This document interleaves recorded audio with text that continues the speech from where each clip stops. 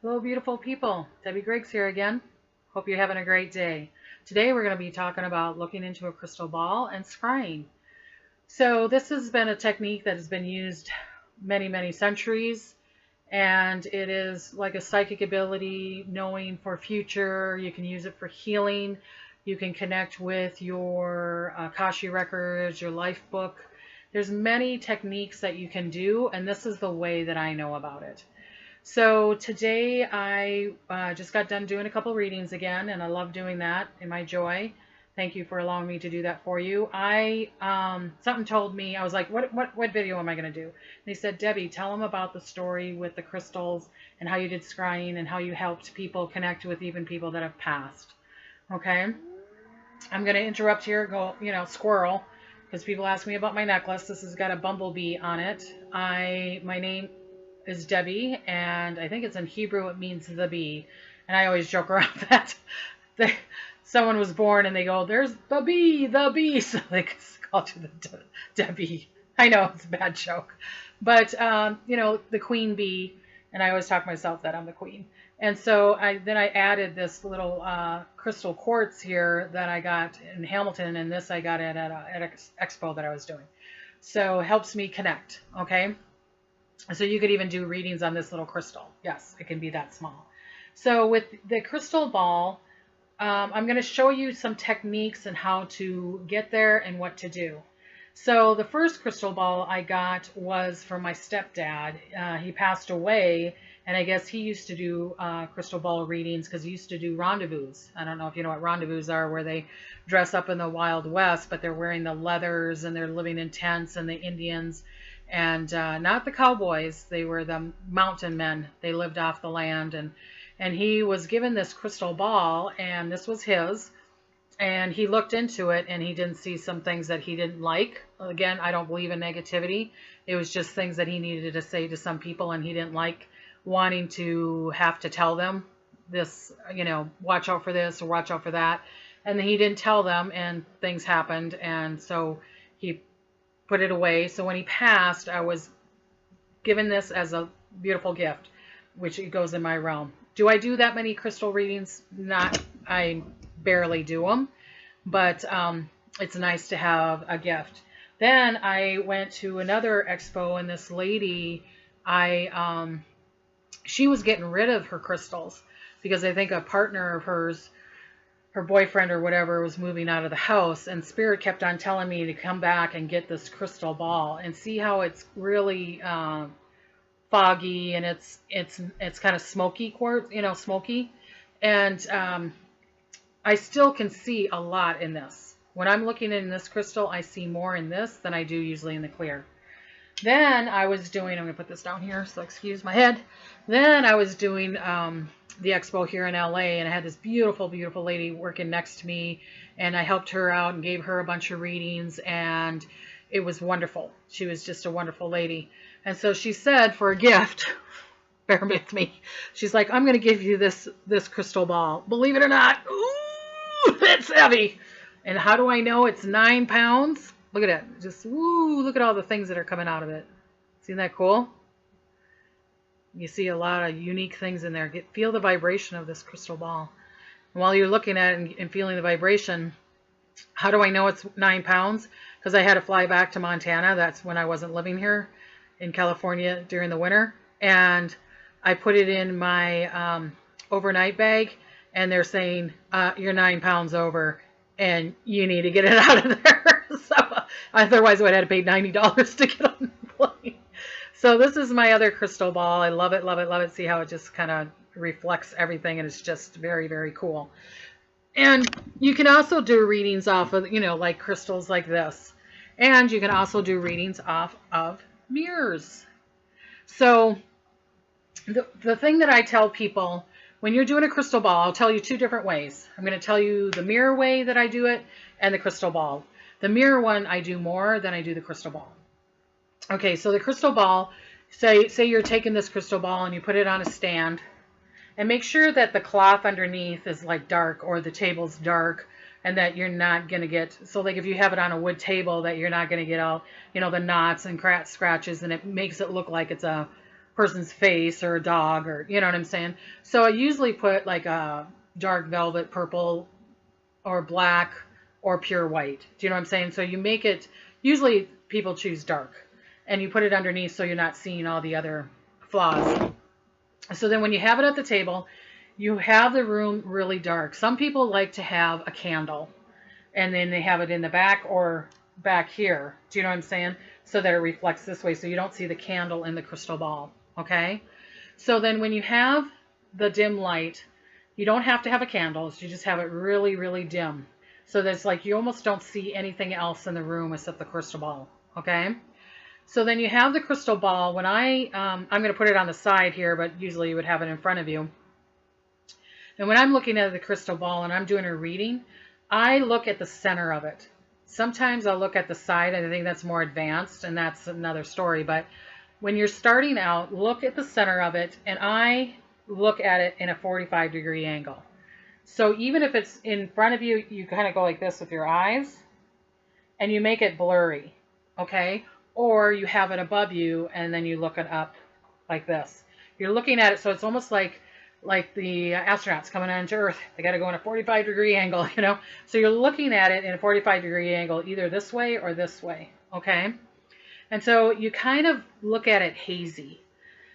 And so what I do is I relax, and I take like 3 deep breaths. And then this is my way. This is not everybody's way. I'm just showing you the way I do it and how I connect and how it's helped me, okay? I say the crystal ball and I are one, and I and the crystal ball are one. The crystal ball and I are one, and I'm breathing while I'm doing this. If some other thought comes into your mind, you're not ready to read it, honey, okay? Then you're not connecting with it. So that's why I say for beginners to connect with the crystal ball or the mirror, or some people even do obsidian. If it's like really clear and polished, this one I can't because it's got the maroon in there, but if it was really, really polished, in the olden days, that's what they used to do, is obsidian or lava or stone, and look at it that way and do future, past, Akasha records, life book readings that way, okay, or connecting to other entities, angels, or whatever. So when you're looking at it, you would reflect onto it, and you kind of look at it, and you look at it in a 45-degree angle, either this way or that way, and you kind of look at it hazy. So you're like taking a couple deep breaths while you're connecting with the ball, and the ball and you are one, crystal ball and you are one, and you're couple taking a deep breath, and you're almost kind of looking at it cross-eyed. You're just kind of focusing on one spot, and you take a couple deep breaths. And so like assuming you're doing a reading for somebody, you would ask them, you know, how's this relationship going to come up?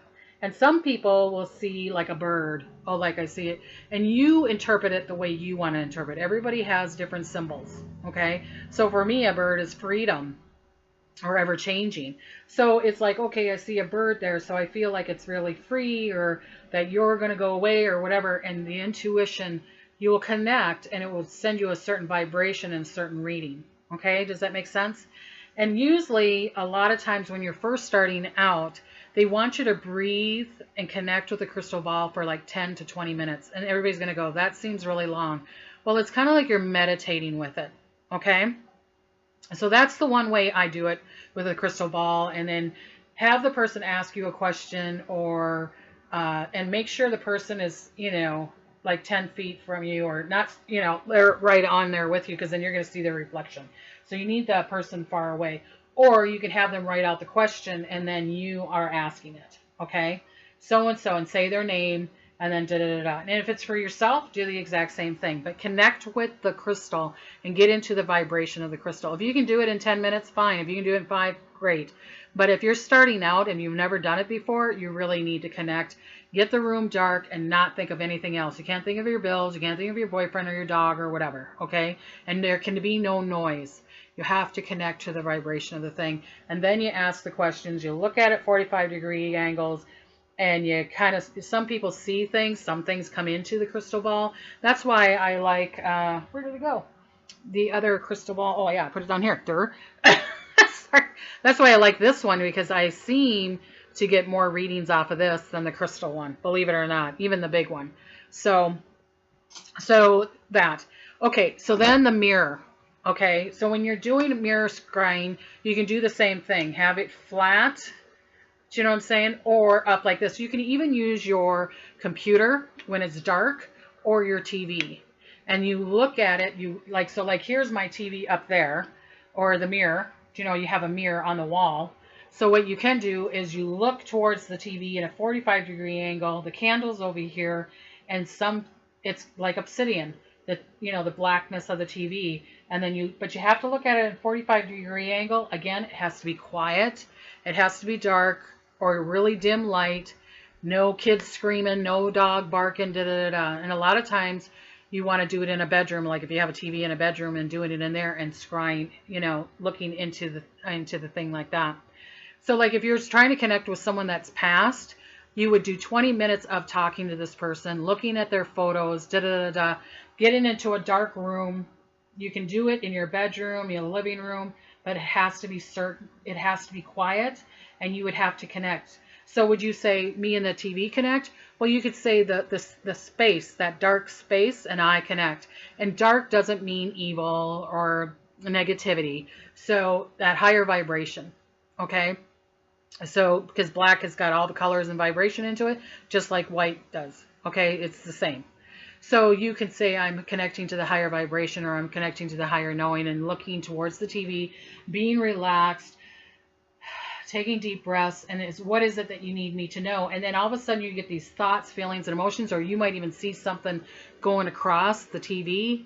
Do you know what I mean? Or you see images, and it's kind of like looking at clouds. Do you know how it's like, oh, I see a turtle, or I see oh, that doesn't look like a turtle to me, it looks like a frog. So do you know what I'm saying? So it's like, make a game out of it. You have to be in joy, because if you're in fear, it's not going to work, honey. It's not going to, and nothing will come through as negative. If it comes through negative, that's your fear, okay? It will always come through a positive. And you go, well, what if it's warning me? Don't eat that cookie dough. Do you know what I mean? Or watch out, you're going to trip. They're telling you in love and light. Do you know what I'm saying? And you get to choose. Do I eat the cookie dough? Because otherwise I'm going to gain 20 pounds, or, go down those steps or take the elevator. So it's just giving you a choice.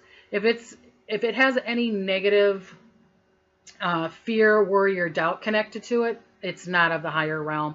It's not giving you, you know what I mean? Your insight. It's not giving you insight. It's not giving you the true answer. Okay?